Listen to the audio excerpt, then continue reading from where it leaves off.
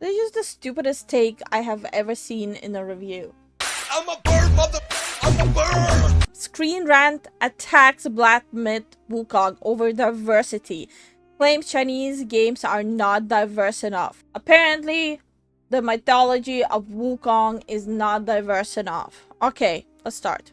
All right, Yeah, ladies and gentlemen, okay. so this interesting article came across my way from ScreenRant. Now, you guys know ScreenRant is one of those websites that is, it's a shill website, okay? There's no doubt about it. It's perfectly fine. They're allowed to shill if they want to shill. But unfortunately, it becomes very obvious when you start mentioning things that shouldn't even be in a game review to begin with, right? When you have a scoring metric that is based around diversity, equity, and inclusion, and you're trying to utilize that to hate on a game that every single shill media website has been trying to hate on for the past couple of months, it makes it pretty obvious what your overall ideology is regarding these games. Now, this particular article, I came across and I posted it on my Twitter, and I said the fact that inclusivity and diversity is a scoring metric for ScreenRant speaks volumes on the legitimacy of this website. Bro.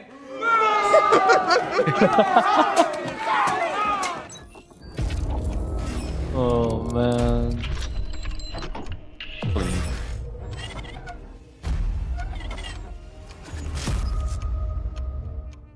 Now again, guys, keep in mind they are talking about black. So, I just wanted to read out the pros and cons they wrote. Pros: combat is fluid and fun. Plus, cinematography can be breathtaking at times. Plus, great diversity in the items and mechanics. Cons: game performance is unpolished. And by the way, this could be the only valid point, but there's not enough information yet on game performance. Lacking in inclusivity and diversity. Bro, what? I guess, I don't know, they should have slapped on some big old titties on Wukong. Then gameplay becomes repetitive over time. This just proves they never played a game. I guess they never heard of Souls-like games.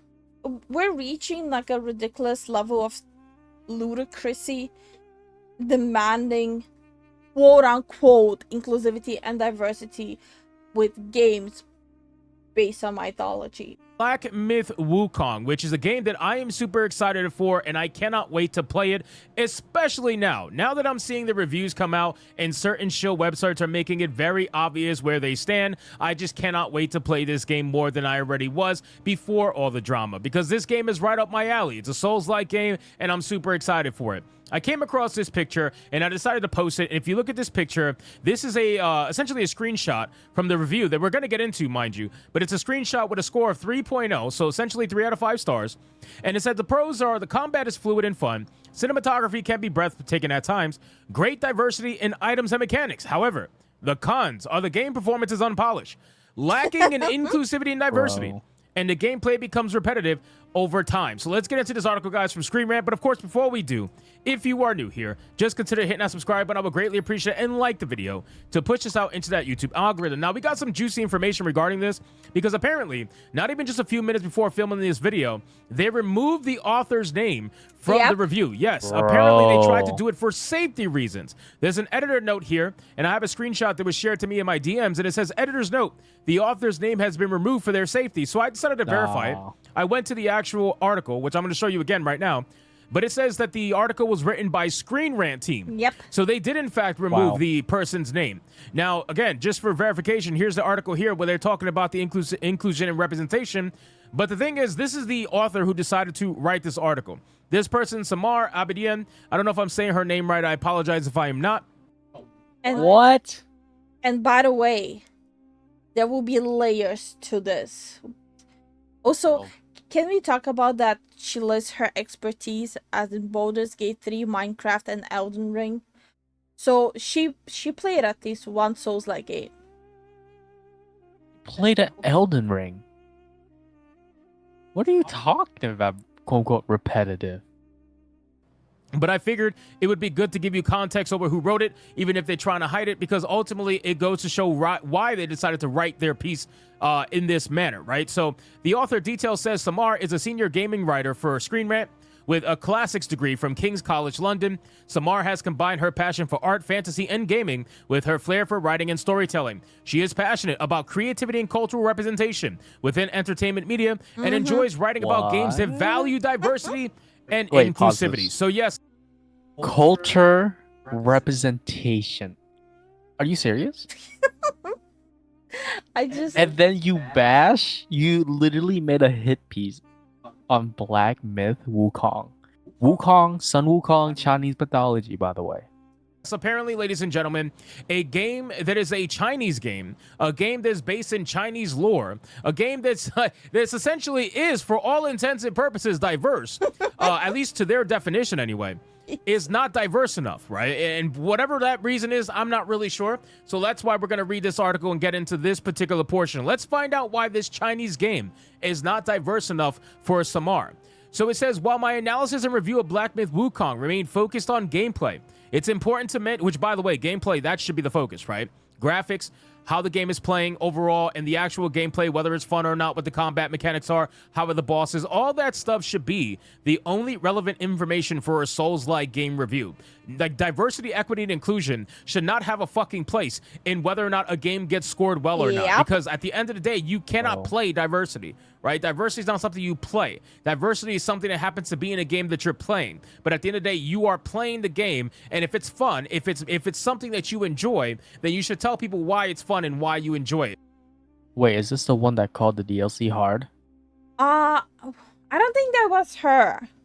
Oh wow. Apparently they did patch the new DLC to make it easier. That's literally a skill issue. What are you talking about? But no, I think it's a different person who wrote it, not this one.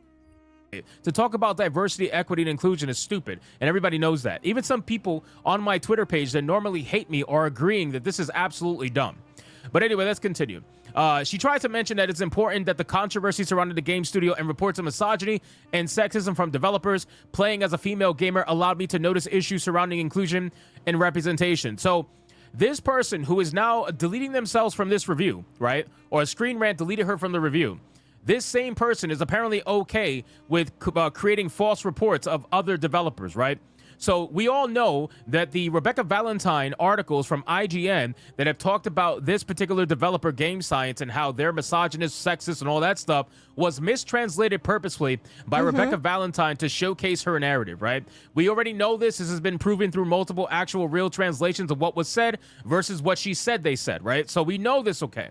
But this person, and just like many other shill media websites, are continuing to harp on the same exact thing that Rebecca Valentine accused them of.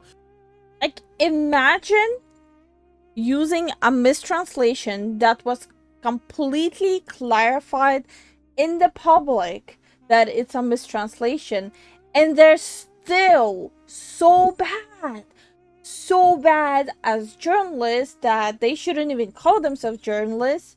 They're still using that as an excuse, knowing that it's not true, and they continue to do it anyway. So yeah, I don't feel sympathy for this person. But it says, playing as a female gamer allowed me to notice issues surrounding inclusion and representation.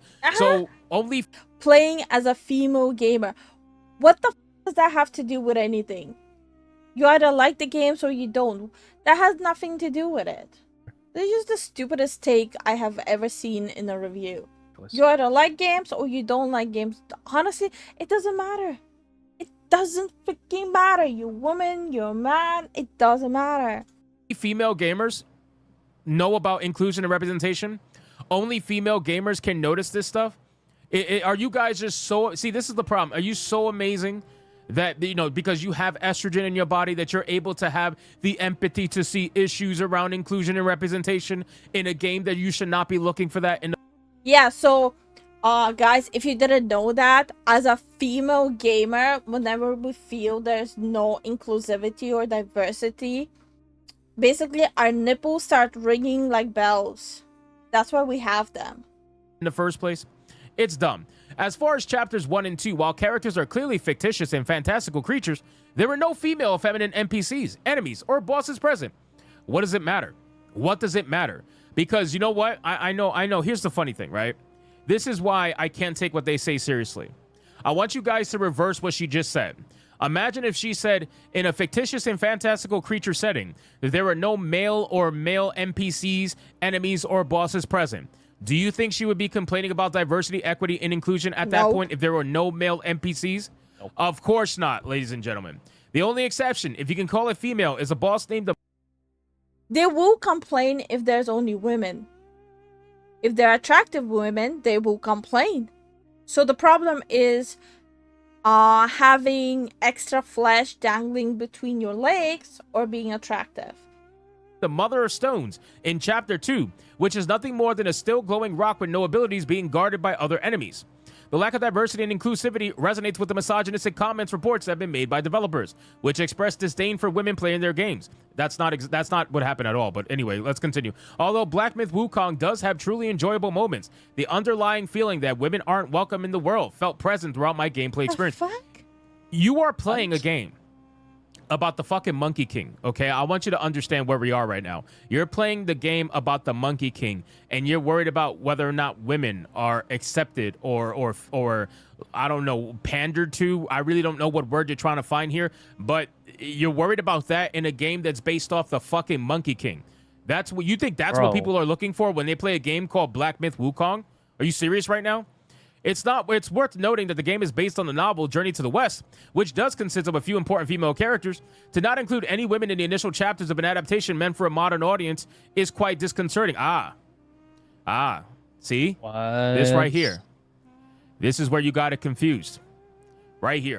But yet, at the same time, we should be completely fine with them breaking the lore of Witcher, breaking the lore of Warhammer 40k, just to push women into categories where lore-wise it makes no sense. You will have to literally rewrite the entire thing just to appease them, even though there is a huge female representation in that lore. This game is not meant for the modern audience. You see, that's the problem.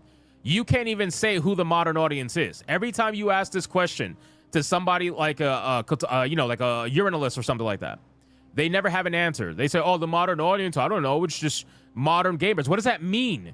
Because the same gamers have been playing games forever. Some are older now, some have had kids and they're younger. So who's the modern audience here? Can you explain that? No, because this game is not meant for the modern audience. We know exactly what you fucking mean by modern audience. It's anything who isn't a straight white male. So this game is not meant for the modern audience. Simple as that. They never once claimed to be meant for the modern audience. The fact that you're trying to say that the game was meant, an adaptation that was meant for the modern audience, when the developers never once used those words, that's you. That's your problem. You're the one saying that. Nobody else is saying that. While this doesn't take away from the exhilaration and fun of boss fights themselves, women fans of Souls-like games may have a different perspective. They won't. Huh? Especially given that, according to reports... Okay, first of all, don't speak for me.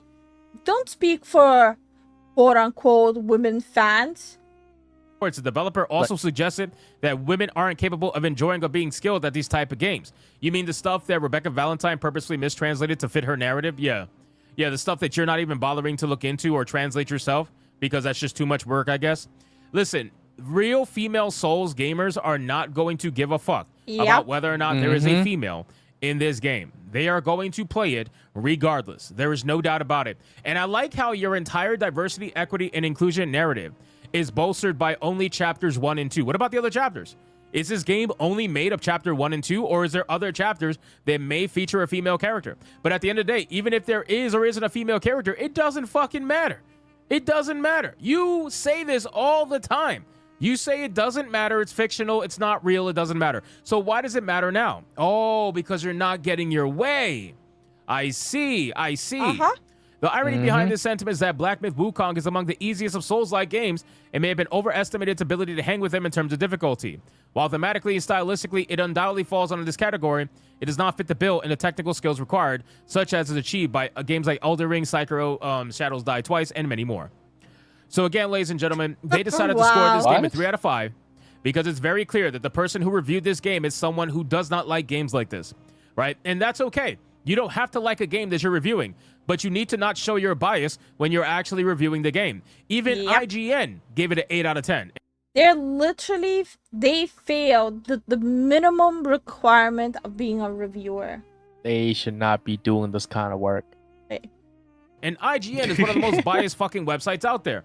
So I think it's hilarious that you are showing your true colors here, and you're making it very easy to see that you're such a hardcore show. And people are calling you out so much that you decided to remove your name, as seen here from the actual article, from this review. So anyway, guys, thank you so much for watching this video. Hope you did enjoy it. If you did, consider leaving me a subscribe. I would greatly appreciate it. Don't forget to like the video, comment, let me know what you thought, and I'll see you guys on the next one. Hypnotic. Good video.